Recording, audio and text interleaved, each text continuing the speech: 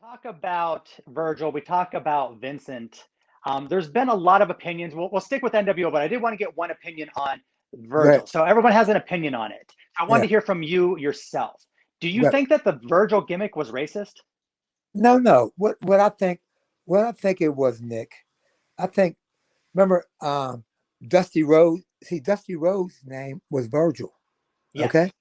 So I think what Vince probably did is shoot the thing at his ass. You know, give me the name Virgil, where Sure. you look at me, I'm stacked. Absolutely. I was ripped to like in fucking shreds. Okay. And now when we went to WCW, okay, and they kick him the name Vincent, okay, Sure. Vince McMahon. right after Vince McMahon, but Vince ain't give a fuck because you ain't shooting on him, but you got a black guy who's just as jacked as Vince. Mm-hmm. You know what I'm talking about? This was always jacked. Absolutely. Yeah, and I was always jacked. No doubt about it. And I mean, I still had 20-inch arms when we did the whole NWO thing, and I still have 20-inch arms. We did the whole. Me and Ted did the whole Virgil thing. Sure. Okay, Dusty would wish he looked like me. Yeah. You know what I'm talking about? Oh, of course. Yeah. Yeah. So you're talking about your 20-inch arm. So one thing I was curious about is, again, we talked about your physique several times. Yeah. Why, when you were in WCW and NWO, why did you always wear sleeves? Do you think you'd want to show those guns off? No. I really didn't wear no sleeves when we did. I always remember T-shirts. Okay. Yeah, we wore T-shirts, but Yeah, I was wondering why you didn't have a cutoff or something showing okay, off your arms, when, like when, Hulk would or something. when Vince with Vince, I had a whole like it showed like my shirt, Mm-hmm. no sleeves were on it. Like you can go right back to one of my outfits in the WWF. You see the whole thing was cut out. You mean? Okay. Even you can see even the shirts were cut off where my arms were showing all the time. And then when we had the NWO, okay, I mean you still had your 20s underneath the NWO shirts, you mean? We talked about you being one of the best bodyguards of all time. Now, was the NWO the best faction of all time? You said the best fashion? Best faction, the best group, like Four Horsemen, DX, Dungeon of Doom. Who's Uh better than the NWO? I don't think the Four Horsemen were better than NWO. I agree. So would you say NWO is probably the best of all time? I think NWO was best of all time, especially when we went to WCW, okay? Or the old NWA or whatever. I think Mm-hmm. NWO was the whole knocker. You know what I mean? It's Mm-hmm. still Nick. It's still known around the world. Okay, Definitely. and that's why me and Ted get so much action everywhere because they know you around the world. You know what I mean? Absolutely. Because they bring it up right there, man. You have two of the greatest gimmicks of all time. You you and Ted used to throw out nothing but $100 bills all around the ring, okay? And then you came in and went right to the NWO, the New World Order for life. Too sweet. Too sweet. Too sweet, baby. So You know what I mean? already, you're the best bodyguard of all time. You're probably in the best faction of all time. You're undefeated at WrestleMania. How is he not in the Hall of Fame? I don't know, man. I mean, maybe I think Nick, maybe they're just waiting. They're waiting for maybe a down year, okay? And Yes, then Ted induct me into the Hall of Fame. that'd be exciting. Yeah, How exciting is that? I'd go Yeah, a lot of people will come there and just want to witness it and see it and take pictures with you. You know what I mean? for sure. It's going to happen, but I don't know when. Okay, but it's going to happen eventually. So how about Hulk Hogan? Was him turning heel and joining the NWO, was that the greatest heel turn of all time? That was probably the biggest surprise I can ever remember. What do you think? You think you think we would consider the NWO would consider heels or They just tried to, and then they got so over. They're the or cool guys. tough ass baby faces, whatever. Let's go tough ass baby faces. Okay, but I think it's called like more NWO, more like tough ass baby faces. You mean? Very good. All right, Yeah, tough ass baby faces. You heard it here first. NWO, not heels. Tough yeah, ass baby faces. right. Very Hmm. good. Nice. Hey, Nick, where's your joint at? Where you located at? Erie, Pennsylvania. Oh, I remember you mentioned Erie, PA. How far, Yeah. how far are you from the convention center right there? The Civic Center is about a 10-minute drive from me. I've actually met you there a long time ago for a No, WCW taping. damn. How far are you from the airport? Erie Airport. Um, I'm about 10 minutes from there as well. Erie's not that big, so it's relatively close, about 10 minutes. Yeah, because the convention center is right down on the water, Nick. Yeah, Okay? You see all the boats pulling up down there.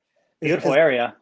I mean, it's like living. It's almost like being in, like in the inner city of Cleveland, Ohio.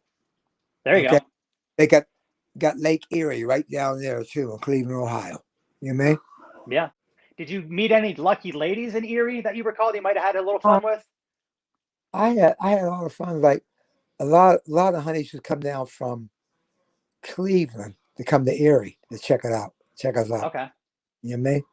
very And a good. lot come. They used to come from like Buffalo. They come About an see us. hour and a half away. Yeah, Buffalo. No, Buffalo was from Erie to Buffalo. It's only like about maybe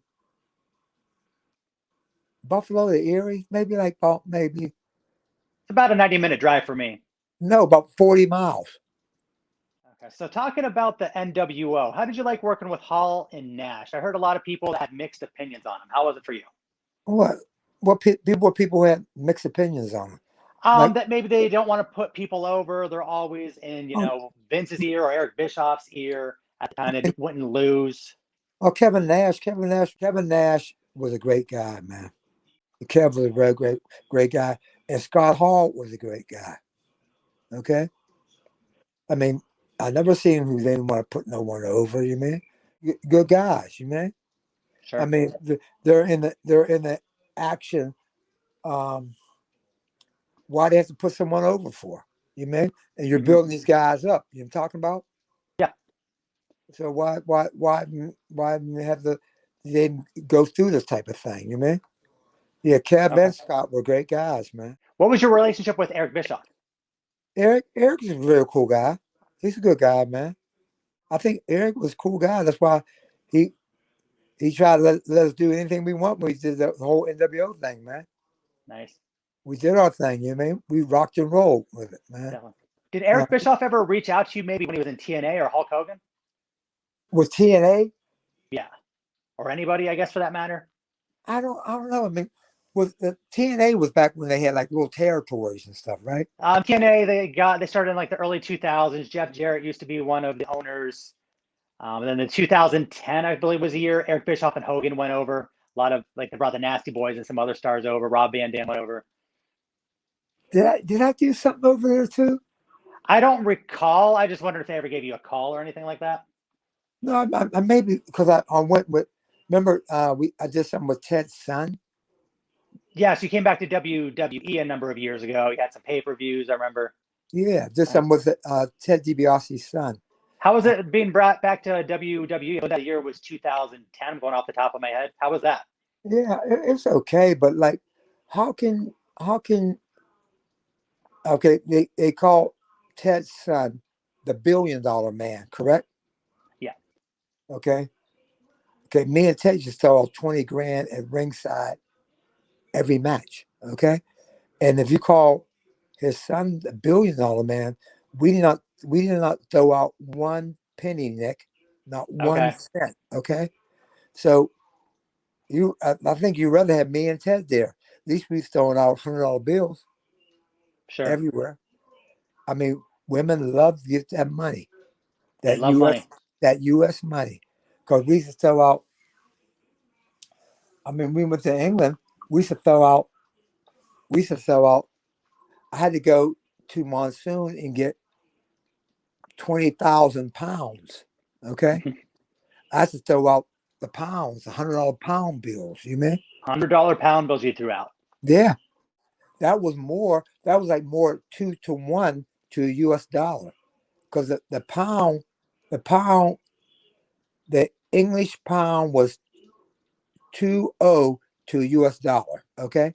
That Okay. means if you had 1,000 pounds, you had 200. I mean, you had $2,000 US. Okay. The only thing was more than a pound was the Irish pound. It was $2 US. Okay. Sure. That means if you had 1,000 Irish pounds, you had 2,200. But that's why I love wrestling in Ireland Hmm. and England. Okay. Their money was 2-1 to our money. So nice to be back in WWE with Ted DiBiase Jr., but just wasn't quite the same. No, I mean, like, it's kind of hard. Like, how could me and Junior go past me and the father? Hmm. Okay. Me and the father was throwing out $100 bills every match. Okay.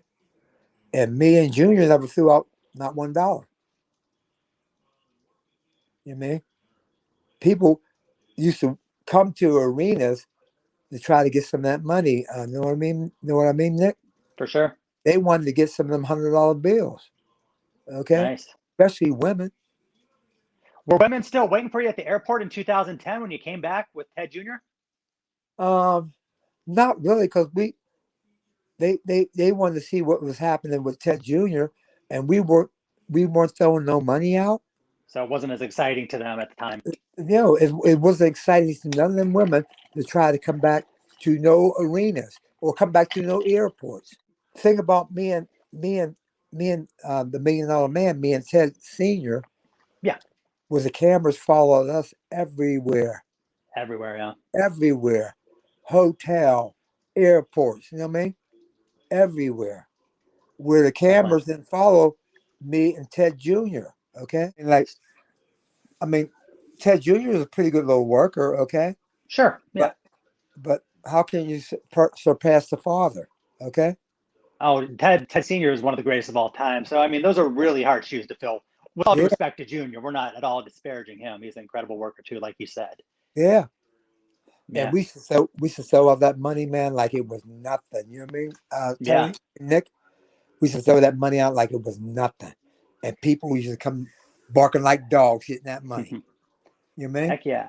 So Yeah. you and Ted Sr. had a lot of iconic vignettes.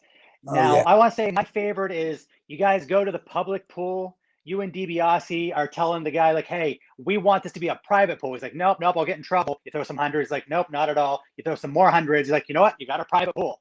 I mean, Yeah. did you have a favorite, or how did you enjoy those vignettes you would do? Oh man, I loved it, man. I mean, I went to the guy and I said, how much you want for getting everyone out the damn pool?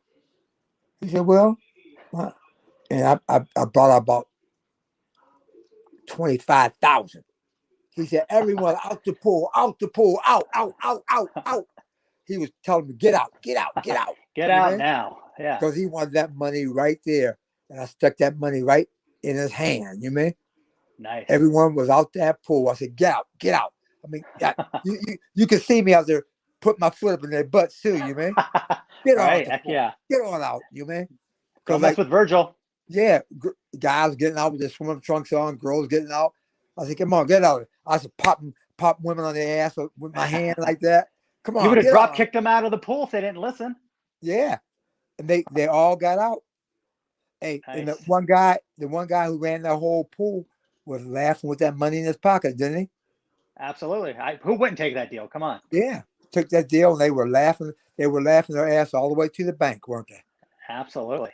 That's for Or sure. wherever they wanted to go. Yeah, man. Heck yeah. That gimmick me and Ted did, man, it was like it can never be touched. Who else could play the $1 Million Man besides Ted DiBiase? I don't think no one else can. Yeah. I mean, I seen how his son tried to do it. Didn't Yeah. work. I mean, it could maybe have worked if we're throwing out $100 bills, but Right. we weren't throwing out not $1, nothing. No. Too Okay. bad. Yeah, me and Ted threw out 20 grand at ringside each match. You mean? Dang. Okay. I mean, Me and the son ain't throwing out nothing. So how's this thing gonna work? Mm-hmm. Okay, with me and the father, Ted Senior, throwing out 20 grand, and me and the kid not throwing out not $1. You mean that thing? Interesting, yeah. It's going to fold up real fast. Right. It's going to fold up real fast. And me and Ted were throwing out way early in the career. You know what I mean? Yeah. Mm-hmm. So speaking of money, how good was your payday on a night you guys would have worked with Hulk Hogan? Oh man, that payday be off the hook, bro. It'd be off the hook. Where are you going to work at? Say if you're working in Madison Square Garden, New York, There you go. Yeah. and you pack it. That's a hell of a payday, bro. Do you have a number possibly to give me an Ah, idea? I'm thinking about the number. Okay, the garden will hold about 28,000. Right. Okay, 28,000. Okay, you figure this 28,000. You probably a garden's very expensive, Nick, to go into. Okay, It is. Beautiful venue though. okay, you probably knock down a good 40,000 for that night. Oh, wow. Can't beat that. Absolutely. You're I want laughing. that job. You're laughing your ass all the way to the bank. Laughing all the way to the bank, that's for Yeah, sure. that's a sweet venue because like everyone, man, like especially when the garden, Nick, when the garden is sold out. Okay, guys are out there hawking their tickets for $100, $200, $300 a ticket. You know, Sure. Yeah. they probably are hawking. They're hawking ringside tickets maybe for 10,000. You know, Mm-hmm. okay, they're outside the arena hawking up the tickets. You know what I mean, Nick? But you Yeah. see, every time we went to the garden sold out. Them guys are out there, man. The garden's like now down on like what about 30, probably about uh 20, about 28th Street. You mean? Okay. Yeah. Okay, and them guys are hawking the tickets all the way up to 42nd Street. You mean? All over the place. Yeah. All over the place, man. All They're over New York. Yeah. all over the city. So Man, we talk about Hulk Hogan. I remember when he had his issue with racism when they had the recording a few years back, you were quick to defend him, which I'm sure he appreciated. Why did you feel the need to come out? Which again was great. I'm just curious. Why did you feel the need to come to his defense right away?